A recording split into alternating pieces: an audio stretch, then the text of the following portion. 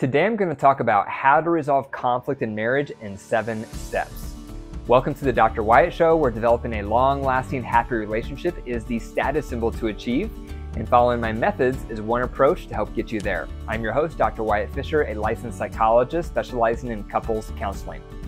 If you want more love and less conflicts in your relationship, be sure to download my app today, KTG, Keep the Glow, wherever you get your apps. So why are we talking about how to resolve conflict? The reason we're talking about it is because it's a massive need for couples. With all the couples that reach out to me, one of the top needs they express is we need help with conflict. We need help with resentments. We need help with arguments. It's because it's common to be in a long-term relationship to have conflict, to have arguments, to have spats, whatever you want to call them, but we're not trained on how to resolve those. So what happens for a lot of couples is they have these arguments, they have these conflicts, they have these ruptures in the rapport, and then there's no way to have closure. So they just sweep it under the rug and keep moving forward. But before long, that little lump under the rug gets bigger and bigger until it's like a mountain under the rug. And that's when relationships start breaking down. So some of you may know my Reunite tool method. I talk a lot about the Reunite tool. I'll include a link to it in the description. The Reunite tool is really useful when you have resentments. These are big issues, big topics, big patterns, big events that have happened in your relationship that's caused you to have some resentment. That's when you want to use the entire Reunite tool. Today I'm going to talk about something that I call the mini Reunite tool. And the reason it's the mini is because we're only going to include step 4 on the complainer steps, but we're going to include all 5 listener steps. So what I'm going to talk through today is applicable when you have an argument or a conflict with your partner that's more minor.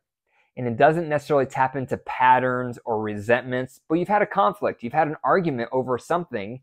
Now what do? That's when you want to pull out the mini Reunite tool. So the first step with the mini is one of you is going to decide who's going to go first expressing the complaint. That's step 1. One of you is going to decide, I'll go first, I'll express my complaint. So when you're expressing your complaint, what you're doing here is you're going to talk about what your experience was in the conflict, scene by scene. You're going to say what you felt, you're going to talk about what happened from your angle, you're going to discuss what your reactions were, what was going through your mind, what it tapped into. There's really no right or wrong. You're just sharing your experience of the conflict. But remember, there is some ground rules. The ground rule is you can't say you. It's accusatory. Can't say always or never because those are generalizations. So again, one of you is going to start as the complainer and you're just going to share your experience of the conflict. What happened for you? What were you feeling? What was getting triggered in you? What was upsetting? What was frustrating for you in the conflict? That's number 1. After you're finished sharing your experience of the conflict, the second step is your partner is going to summarize your experience. Now, when you're the summarizer, it doesn't matter what your experience was. It doesn't matter what you think happened. You're going to get your chance to share your experience, but it's not right now. So step number 2 is the person who is listening, they're going to summarize what they just heard. For example, so you feel like in the argument, X, Y, and Z was said, and then I did A, B, and C, and those things made you feel this, and that taps into your core need for that. Is that right? So when you're summarizing, you're literally just putting back into words what you just heard your partner say. Now, that's important for a couple reasons, because maybe your partner didn't express everything they're trying to say, or maybe you didn't hear their experience correctly because you have your own tapes going on. So that's why the summary is really important. But remember, you have to have a poker face on when you're summarizing. Because if I'm summarizing my wife's experience and a conflict we've had while I'm rolling my eyes or I'm breathing heavy or I'm scoffing under my breath, obviously that's going to create a problem because I'm not just summarizing what her experience was. But again, remember, you're going to have a chance to share your experience when you're finished with these steps we're going through. So that's the second step. The person listening is going to summarize your experience of the conflict. Now, the next step is ownership. This is number 3. This is where the listener is going to take some ownership for how they contributed to the conflict. So you want to really pause here as the listener and think through, okay, I'm hearing my partner's experience of the conflict. I'm hearing what they felt. I'm hearing what core needs were tapped into. I'm hearing how they experienced me. I'm hearing what their version is of this conflict we just had. And while I'm listening to their experience, I'm trying to think about, what did I do wrong? How did I make this worse? How did I contribute to this conflict? What's my part here? What's my kernel of truth that I can own with sincerity? Doesn't mean you're owning all of their experience, because they may have been projecting some stuff onto you. They may have been getting triggered from stuff in their past. They may have had other things going on. There may have been some circumstances happening. So you are not expected to own their entire experience. Instead, what you're expected to do is to think through their experience with, what part did you play? What part were you guilty of? How did you make things worse in that conflict? Maybe it's something that you said. Maybe it was your approach. Maybe it was an angle you were coming at or the tone you were using. Who knows? But what I can tell you is it's almost impossible to have a conflict where one person is innocent. It's very, very rare. Therefore, every time you're listening to your partner's experience, there's almost always something you can own, something that you did that made matters worse. And you want to really pause here, because the rest of the steps don't work unless you can own something with sincerity. So that's step number 3, is the listener takes ownership. And when you take ownership, you're going to make a statement like this: I own that I did X, Y, and Z. When you make that comment, make sure it's actually something you did wrong. I hear couples do this when I'm training them on this tool, and they'll say things that they did, but you can tell they don't feel like it was wrong what they did. They actually feel like it was justified what they did. That's not taking ownership. Taking ownership is things that you feel guilty about, things that you know you shouldn't have done, things that you said that you shouldn't have said, approaches you had in that conflict that you shouldn't have had. That's what ownership is. So when you're taking ownership, don't just say what you did. You're actually owning what you did wrong, what you could have done better, what you're guilty of. That's what step 3 is about, where the listener takes ownership. You're literally talking about and owning what you did wrong in the conflict. So now we're ready for number 4. Number 4 is empathy. So as the listener, you want to express empathy for the part you're owning and how it made your partner feel. This is where you're going to have to put yourself in your partner's shoes. You have to think about, what has my partner been through in life? What are their wounds growing up, their values? What are their needs today, their values today? What are their top stressors? What are their top goals? When you become cognizant and mindful of all those variables that make your partner who they are, then you're going to be able to more readily empathize with their experience, because you're able to see their experience through their lens, not yours. And that's why you can empathize even if you personally can't relate with how they felt, even if you personally wouldn't feel the same. You can still provide empathy because you're seeing the situation from their lens. And the only way you can see it from their lens is to know your partner really well. So you may need to do some homework. What did your partner go through growing up? What were their highs? What were their lows? What are your partner's top needs as an individual today? What are their top insecurities? What are their top values? What are their top stressors? What are their top goals for the future? You might need to ask your partner some of those questions. And those questions need to be updated periodically, because the more you know answers to those questions, the more likely you're going to be able to see the situation through their eyes. And that's when you can make an empathy statement. So for example, you would say, I can see how me doing or saying X would have made you feel Y. That's empathy. Number 5 is the listener is going to apologize just for the part they're owning.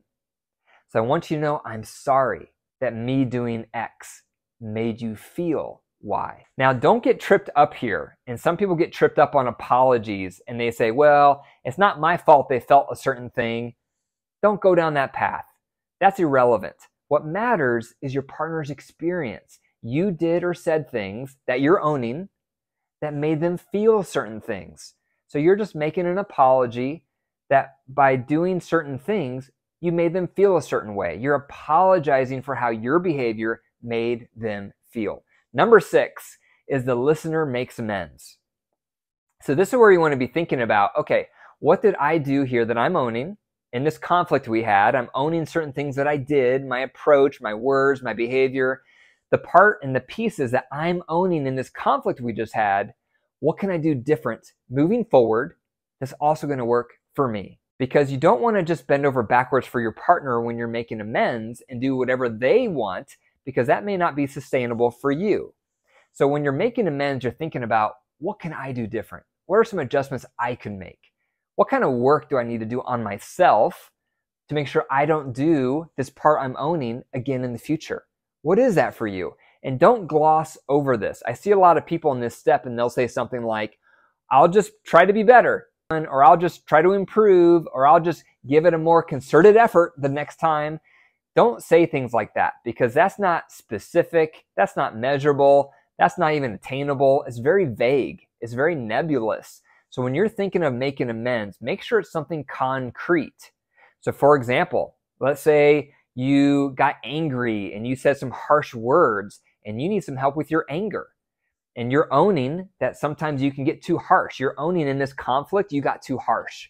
So maybe for you, making amends would be, I'm going to read some articles on anger management, or I'm going to listen to some podcasts on anger management, or I'm going to read a book, or maybe I'm going to see a counselor or a coach on how to manage my emotions better so that when we have these conversations, these conflicts, my anger doesn't get the best of me. Maybe that's you're making amends.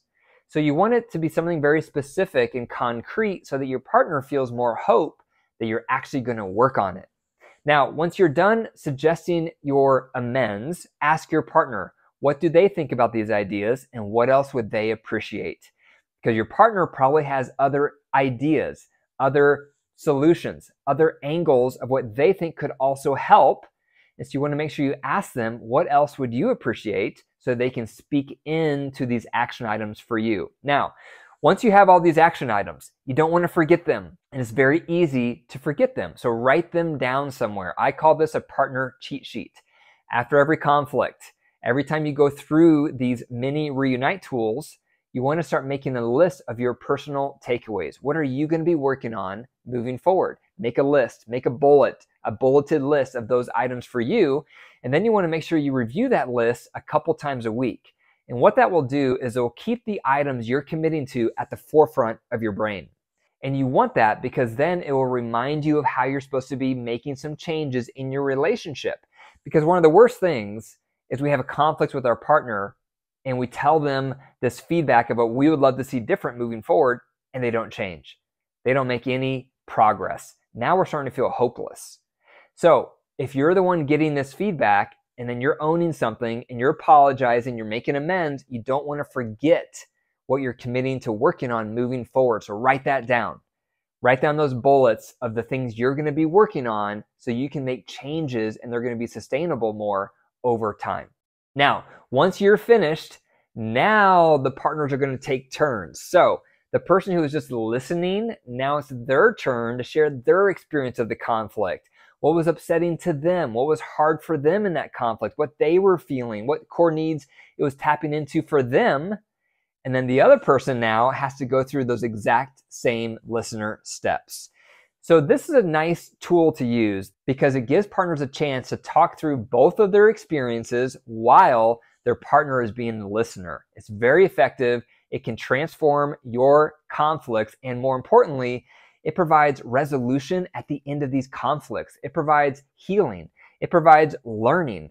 It provides closure so that you're not sweeping things under the rug any longer. So those are 7 steps for the mini reunite tool. Number 1, one of you is going to start by expressing your experience in the conflict. Number 2, the listener is going to summarize. Number 3, the listener is going to take ownership. Number 4, the listener is going to empathize. Number 5, the listener is going to apologize. Number 6, the listener is going to make amends. And number 7, then you're going to take turns and do it over. Thank you for listening to the Dr. Wyatt Show. Be sure to subscribe to hear all my future episodes. And if you want to learn more with me, if you want access to my best resources and live access to me every single week for more support, be sure to join my marriage bootcamp. The link is in the description. And I've created a free PDF on today's episode so that you can download that and process this tool, the Mini Reunite tool, with your partner. To receive that, go to my website, drwyattfisher.com/pages/freebies. And remember, your marriage is alive. If you care for it and nurture it, it will grow. But if you deprive it and neglect it, it will wilt and die. The choice is up to you.